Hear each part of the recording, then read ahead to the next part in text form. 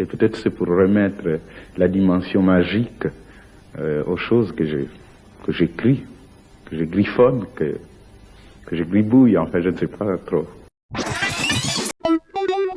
Un tour de biographie sur la vie de Monsieur Sony Labou Tonsi. Avec tout le respect qu'on lui doit, ceci est un éloge que nous portons sur son statut en tant qu'écrivain, dramaturge et poète congolais prolifique. Il est vrai que nombreux entendent souvent parler de Sony Labou Tonsi, mais ignorent de qui il s'agissait exactement, surtout lorsqu'on s'admet à un bac scientifique en Afrique. En particulier, il est probable de passer inaperçu de la vie de Monsieur Sony Labou Tonsi, qu'on étudie bien évidemment dans les séries littéraires. Néanmoins, cette vidéo met en lumière ce fameux personnage.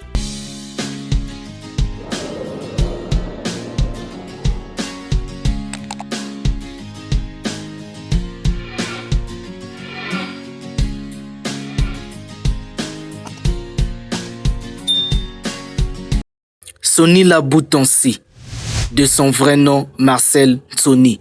Il est né le 5 vers juin, probablement juillet 1947. Pourquoi ces 2 mois? C'est parce que le mois de sa naissance demeure très incertain du fait que ce soit juin ou juillet.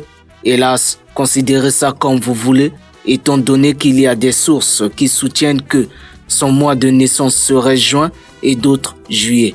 Après quoi, tellement que ces mois sont très proches, alors on ne saurait lequel choisir, peut-être juin ou juillet.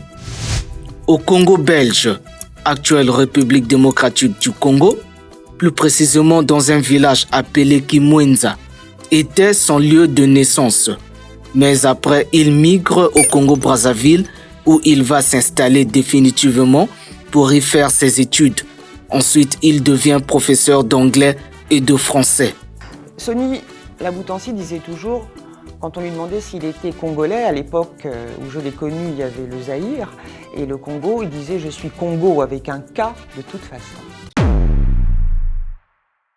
Si Sony Labou Tonsi est considéré comme écrivain emblématique sur le plan international, c'est parce qu'il a su captiver l'attention des grandes maisons d'édition et plus tard, il est compté parmi les figures majeures de la littérature francophone. C'est très émouvant parce que ce sont des lycéens et lycéennes du monde francophone qui ont lu un certain nombre de pièces et qui ont choisi la mienne. Donc c'est une reconnaissance vraiment précieuse de la part de jeunes lecteurs et lectrices. Et puis voilà, je me dis qu'ils sont reconnus ou qu'ils ont trouvé quelque chose dans cette fiction, dans ces personnages. Donc ouais, c'est fort pour moi. Et puis que ce soit le prix Sony Labou Tonsi, qui est un auteur que j'admire énormément. Voilà, c'est une belle aventure de théâtre aussi. Sony Labou Tonsi a presque écrit dans ses ouvrages toutes les réalités sociales sans rien cacher.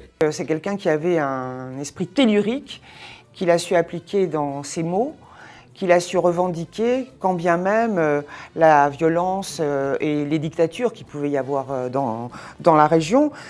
À ce propos, Sony a dénoncé la corruption et la dictature à travers une écriture satirique et novatrice, puisque le style de sa plume paraissait nouveau et très impressionnant à son époque, notamment dans son ouvrage intitulé « La vie est d'Emi », publié en 1979 et avec sa troupe le Rocado Zulu Théâtre.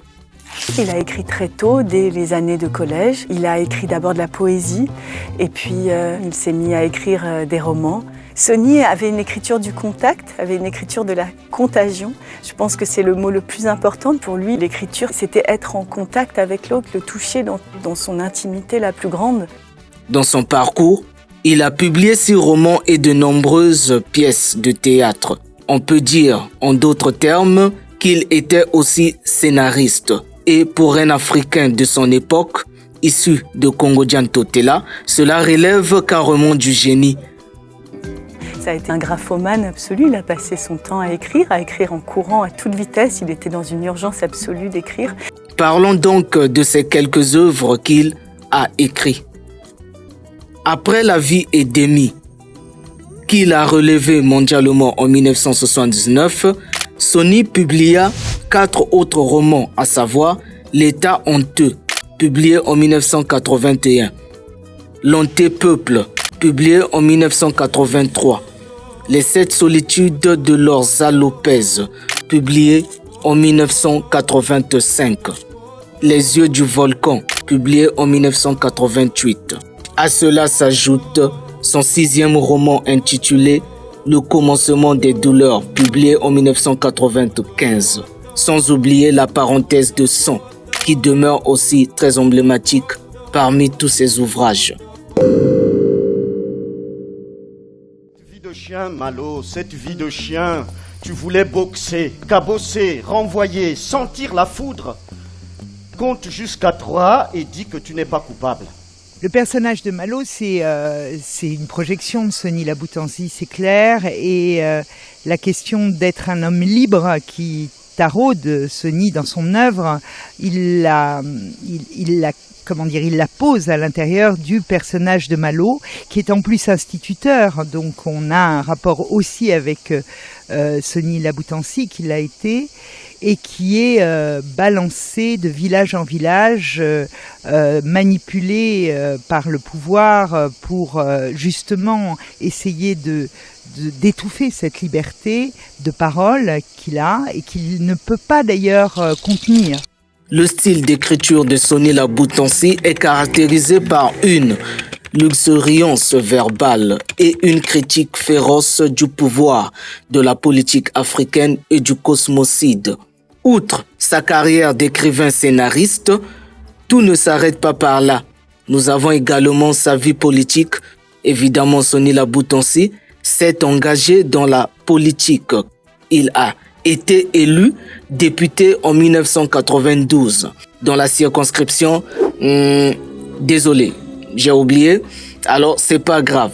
Si vous le savez déjà, faites-le moi parvenir en commentaire pour que cela soit bénéfique pour chacun de nous. Sinon, poursuivons notre vidéo.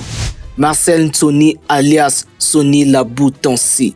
Comme tout autre humain, nul n'est éternel sur terre, car chaque vie a une fin. C'est donc là que la nouvelle tombe.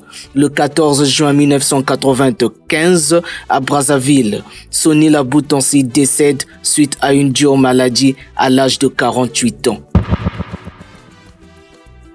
Au regard de toutes ces prouesses, même si l'artiste meurt mais pas ses œuvres, nous devons retenir que Marcel Ntsoni alias Sony Laboutancy demeure un des auteurs africains les plus novateurs des années 70 et 80. Utilisons l'humour et l'exagération pour dénoncer la honte de la condition humaine.